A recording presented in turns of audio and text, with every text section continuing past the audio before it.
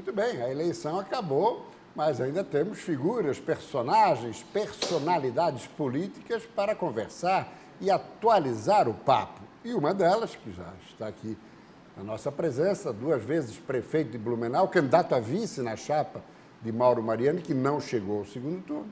Apesar da derrota eleitoral, Napoleão Bernardes é um nome, evidentemente, é uma promessa política para o futuro e não saiu tão machucado do processo eleitoral.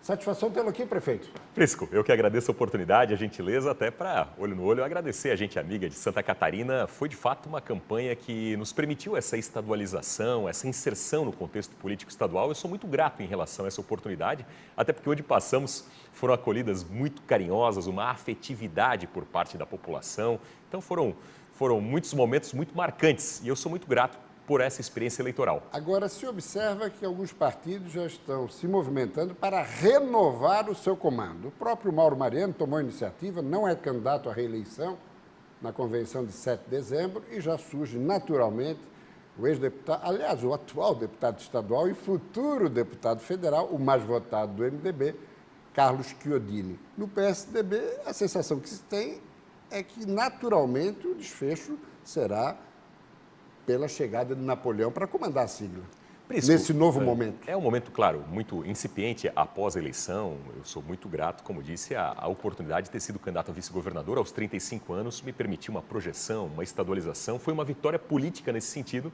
em termos de posicionamento. Eu tenho 20 anos de filiação partidária, sou um construtor partidário, e o PSDB teve, na condução do atual presidente Marcos Vieira, um grande crescimento em termos dos municípios, mas agora na eleição estadual acabou pagando um preço até pela conjuntura nacional. Então, é um processo que no nosso calendário interno do PSDB, a convenção municipal e estadual, né, ela fica para o início do ano que vem. Então, nós temos aí esse calendário, alguns nomes começam a despontar, por exemplo, a própria deputada Giovânia, com a votação extraordinária que teve, a nossa campeã de votos, ela é um nome lembrado pela base, pela militância, o suplente senador Beto Martins, e o meu nome também acaba sendo lembrado nesse contexto. Com certeza nós vamos até março construir uma unidade que permita levar o PSDB a novos posicionamentos rumo à eleição de 2020. Agora o resultado aqui de Santa Catarina é um pouco também resultado do quadro nacional, que foi um verdadeiro vendaval e alguns equívocos. O PSDB ter entrado no governo Michel Temer, a situação de Aécio Neves, que não foi bem equacionada, isso tudo contribuiu, né? Só que o PSDB de Santa Catarina regrediu 20 anos, né? Prisco, todo esse contexto nacional acaba nos afetando aqui em termos de eleição. O PSDB tem uma longa história e tem uma folha de serviços prestados em termos de governo federal, muitos governos do estado, governos municipais também.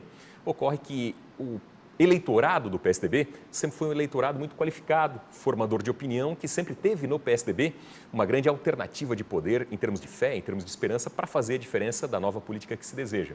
E o PSDB, infelizmente, por decisões equivocadas, acabou frustrando. E o pior sentimento que há é frustração de expectativa. E esse eleitorado parece que migrou na direção de Bolsonaro, né, Isso. Napoleão? Até pela contrariedade às práticas políticas do PT, né, a alternativa que se apresentou crível, viável, acabou sendo esse caminho do presidente Jair Bolsonaro e o PSDB, né, que sempre foi o depositário da fé e da esperança desse segmento da sociedade que desejava um novo caminho para o Brasil, o PSDB acabou perdendo e, por isso, precisa reconstruir, renovar em termos nacionais e nós pagamos um preço estadual em virtude disso. Precisa ser refundado o PSDB, não lhe parece? Exato. E nós temos agora com o próprio governador Dória no estado de São Paulo, o governador Eduardo Leite no Rio Grande do Sul, um jovem de 33 anos. O PSDB tem grandes lideranças no sentido dessa reconstrução de posicionamento, de apresentar uma alternativa programática em termos de posicionamento para a reconstrução nacional que é necessária. Agora Dória passa a ser o ícone, né?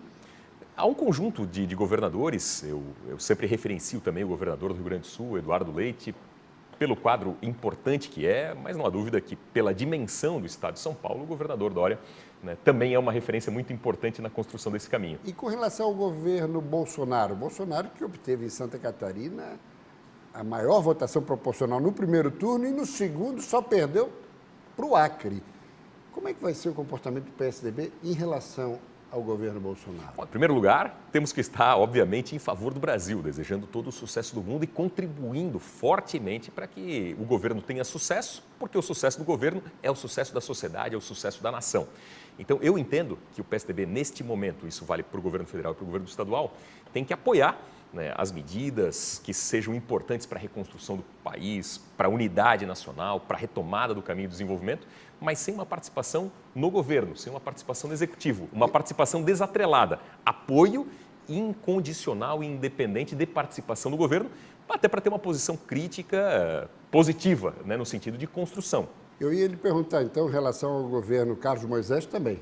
Apoio na Assembleia, apoio nas medidas que sejam necessárias para que mantenha e avance Santa Catarina na rota do desenvolvimento. Nesse sentido, um apoio desinteressado, um apoio genuíno em favor das questões de Estado, até para dar liberdade crítica de posicionamentos que eventualmente sejam necessários das correções de rota. Para encerrar, voltou a lecionar.